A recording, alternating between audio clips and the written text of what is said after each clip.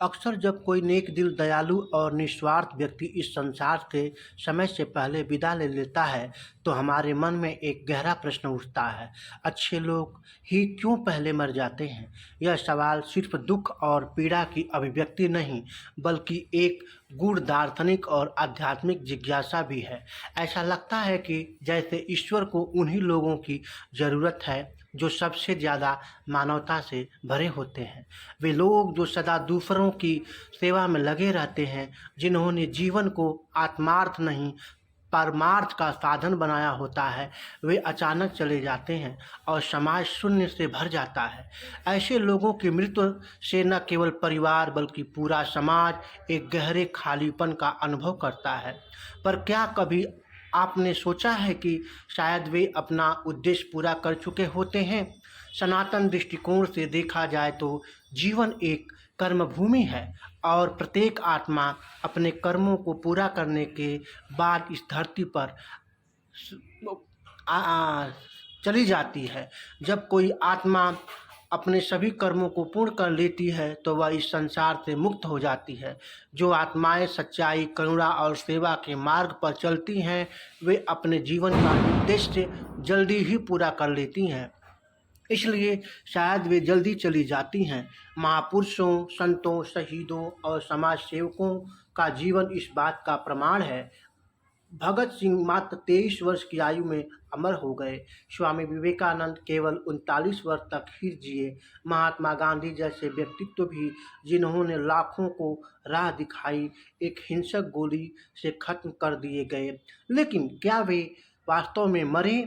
नहीं, उन्होंने मृत्यु के बाद और भी बड़ा जीवन पाया, अपनी शिक्षाओं और कार्यों के माध्यम से।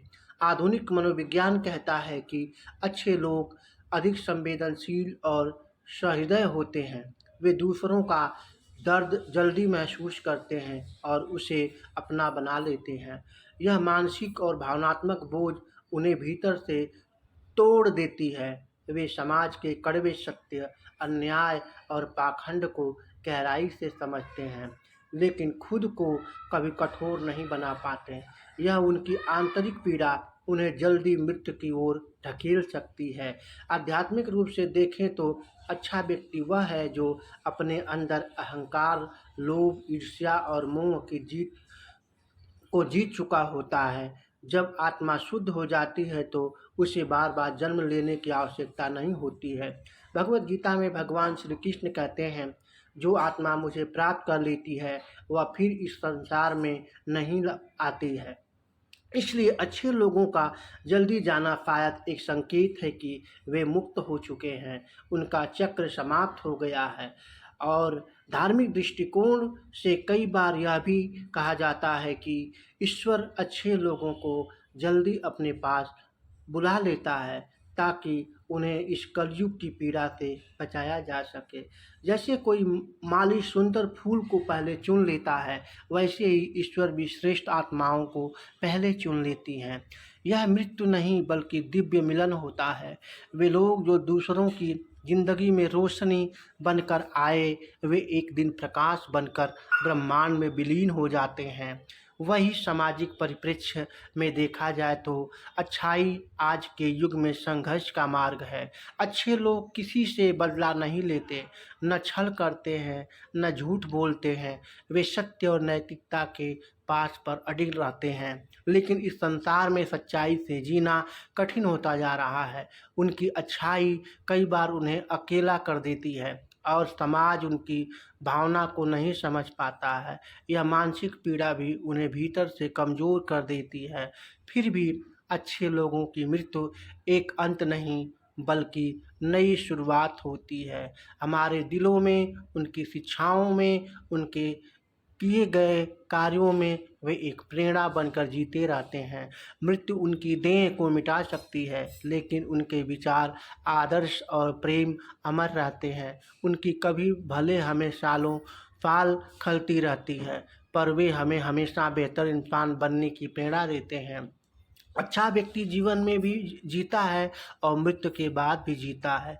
इसलिए जब अगली बार आप किसी अच्छे इंसान को खोएं तो रोइए मत, बल्कि उनके आदर्शों को अपने जीवन में उतारिए। यही उनके प्रति सच्ची श्रद्धांजलि होगी। वे भले ही पहले चले जाएं, लेकिन वे वास्तव में सबसे आगे होते हैं। आत्मिक विकास, मानवता और मोक्ष की दौड़ में वे आगे होते हैं। यही जीवन का सत्य है। अच्छे लोग जल्दी इसलिए मरते हैं क्योंकि वे जीना दूसरे के लिए जानते हैं, और जो परोपकार में जीवन बिताता है वह मृत्यु के बाद भी अजर अमर रहता है।